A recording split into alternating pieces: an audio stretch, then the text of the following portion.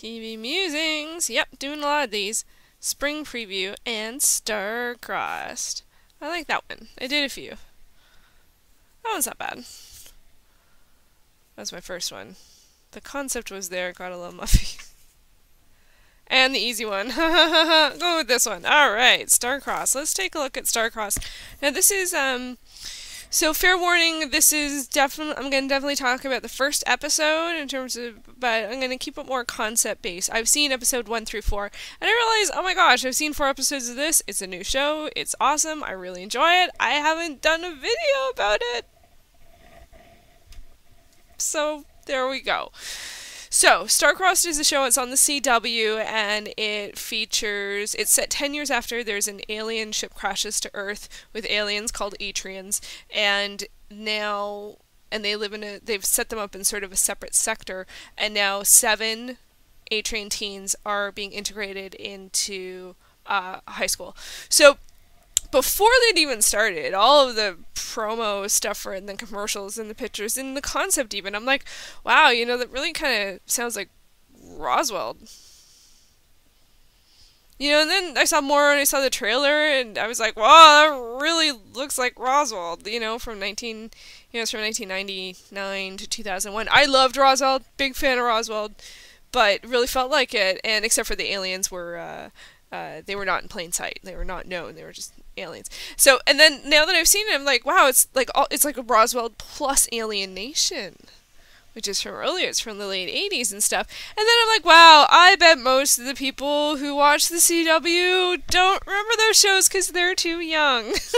But when I think about it, the concepts behind, you know, both of those shows is a lot, well, more Alien Nation than Roswell. There's more about sort of learning to live together, and there's a lot of you know, racism, alienism, and it's about trying to overcome that. In my eyes, that's what a lot of it's about. And I'm like, wow, I think those are really important things to talk about. So, wow. And then it's sort of wrapped up in the main character, in sort of like a love story or star-crossed, and apparently all the episode titles are from Romeo and Juliet, or from Shakespeare. I don't remember. I am trusting Wikipedia. The very brief glance I had at Wikipedia for that. So don't quote me. Don't quote me.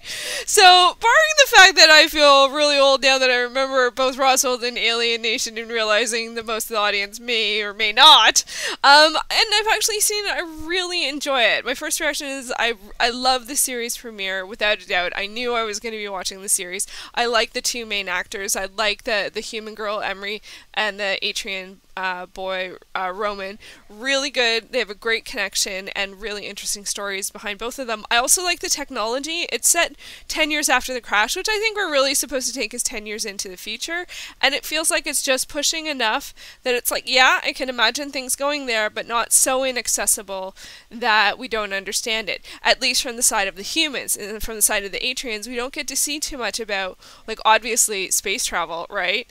So advanced, you know, and there's a lot of them, so it's not like what's going on with Mars. Wow, can't believe people are going to Mars. That's just, wow. Anyway, keeping on track to Star-Crossed.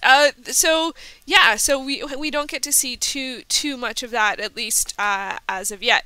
But so far, I always look forward to when they're on the show, like when they're on the episode together. But what I didn't expect to love is, you know, that kind of thing I'm going to be drawn to, you know, and the themes in general. But like, I love everything about the show. I love both of their like sets of friends, and I love the Atrian sector and like what it looks like, and the mystery of the Atrians and what they can or can't do, and what they're trying to keep secret, if they're trying to keep secret, how they have a whole different societies and, you know, like abilities and all this stuff going on that the humans have no idea about, and the danger surrounding whether or not that might get my